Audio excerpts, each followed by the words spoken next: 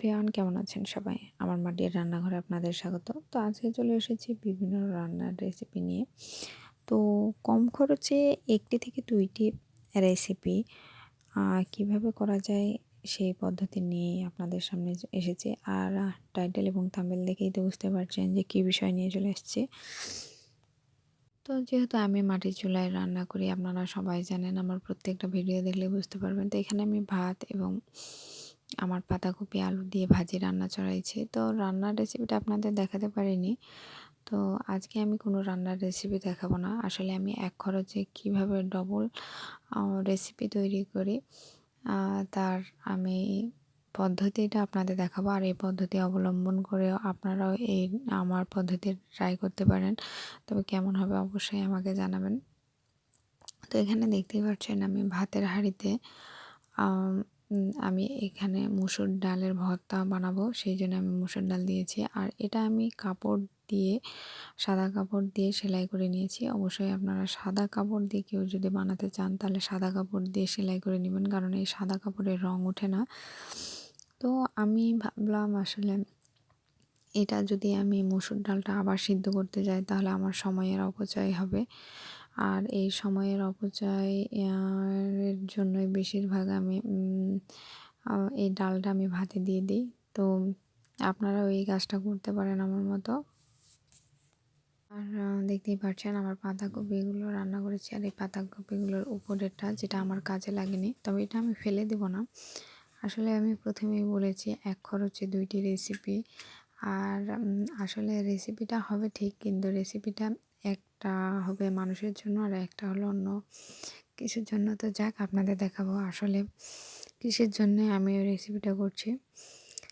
তো এই সাইডে আমি ছোট মাছ নিয়ে নিয়েছি। এটা ছোট মাছ বলতে এই মাছটা কিন্তু অনেক ভালো লাগে। আর এই বেগুন দিয়ে আমি রান্না করে নেব। আর এই বেগুনগুলো কিন্তু অনেক কচি কচি বেগুন, দেখেই ভালো লাগছে। আর অবশ্যই আমি যখন রান্না করি তখন কিন্তু বেগুনটা অনেক সুন্দর হয়ে গেছিলো, এই জন্য ভালো ছিল। আর এই মাছটা দিয়ে রান্না করলে কিন্তু অনেক ভালো লাগে। এখানে আমি পেঁয়াজ কেটে নিয়েছি এবং কাঁচামরিচ। তো এভাবে আমি রান্নাটা করে নেব। যেহেতু আমি রান্নাটা আপনাদের দেখাতে পারিনি, দেখাতেও পারছি না, সেহেতু আমি প্রত্যেকবারই রান্না দেখাই, তো আজকে দেখাতে পারলাম না।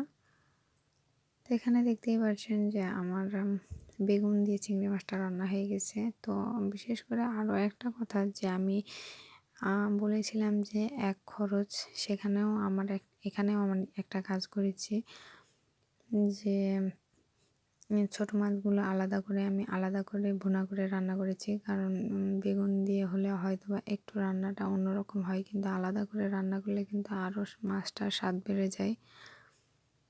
এই জন্যে আমি আলাদা করে রান্না করেছি। তো মাশাআল্লাহ আমার এই মাছটা এবং মাছ বেগুনটা কিন্তু অনেক সবাই পছন্দ করেছেন। তো জানাবেন। আর বিশেষ করে আমি দেখেন এই পাতাগুলো আমি রেখেছিলাম। আমি আপনাদের প্রথমেই বলেছিলাম যে আমার রেসিপিগুলো, আপনাদের পাতাগুলো আমি ফেলে দিব না, পাতাগুলো আমার অন্য কাজে দিব। আর এই পাতাগুলো আমি কুচি কুচি করে কেটে নিয়েছি। এই রেসিপিটা হলো আমার মুরগির জন্য, কারণ মুরগিতে এই পাতাকপিটা খুব পছন্দ করে, যার কারণে আমার মুরগিগুলোকে আমি এগুলো খাওয়াবো। আর দেখতেই তো পাচ্ছেন আমি আগেই কিন্তু তাদের ধান ফিড এবং চাল এগুলো দিয়েছিলাম। তো তারা ফেলে দিয়েছে, খায়নি। তো আমি এখন তাদের পাতাগুলো খেতে দিয়েছি। আর তারা কিন্তু, যেহেতু আমার বেঁধে রাখা মুরগি সবজি বা পাতা, ঘাস পাতা সেরকম খেতে পায় না, তাই জন্য আমি এই সব জিনিসগুলো ফেলে দিই না, আমি কাজে লাগাই। তো অবশ্যই আপনারা এভাবে কাজে লাগাতে পারেন। তো দেখতেই পাচ্ছেন আমার মুরগিগুলো কি মজা করে খাচ্ছে। আসলে যেহেতু এগুলো আমার ফার্মি এবং সোনালী মুরগি, তো এরা কিন্তু আমি অনলাইনে অর্ডার করে নিয়েছিলাম, অনেক ছোট ছোট। এটা কিন্তু এখন বড় হয়ে গেছে আর দেখতেও মাশাআল্লাহ অনেক সুন্দর হয়ে গেছে। আর আমার মুরগিগুলোর জন্য দোয়া করবেন, আমার চ্যানেলটি অবশ্যই সাবস্ক্রাইব করে দিবেন, আমার পাশেই থাকবেন। আর আমার চ্যানেলে অবশ্যই একটি লাইক দিয়ে ভিডিওটি দেখা শুরু করবেন, কারণ লাইক দিলে আমার ভিডিও করার আগ্রহ বাড়ে, তো আর ভালোও লাগে। তো দেখতেই পাচ্ছেন যে আমার মুরগিগুলো কি সুন্দর খাচ্ছে। আর আসলে আমাকে দেখলে মাঝে মধ্যে ভয় পায়। তারা কিন্তু এতটা ভালো লাগছে পাতাগুলো যে মুরগিগুলো একেবারে সুন্দরভাবে খাচ্ছে, ভয়ও করছে না আমার ফোন দেখে। তো যাক, শীতের সময় যেহেতু, সেই জন্য আমি রোদ বের হওয়ার পর আমি পাতাগুলো দিয়েছি, যেহেতু পাতাগুলো একটু ঠান্ডা ঠান্ডা।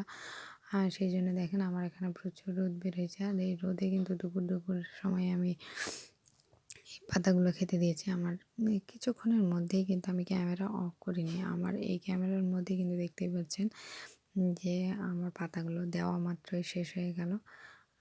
আর যেহেতু এগুলোর বেশিরভাগ মোরগ আছে, সে কারণে তারা একটু ভয় করছে। তো মাশাআল্লাহ তারা খেয়ে ফেলেছে। তো দেখতেই পাচ্ছেন। তো আপনারাও এভাবে আজেবাজে জিনিসগুলো না ফেলে দিয়ে যদি বাড়িতে মুরগি-টুরগি থাকে তো অবশ্যই এভাবে ট্রাই করে দেখবেন। তো ভালো থাকবেন। ধন্যবাদ সবাইকে। আসসালামু আলাইকুম।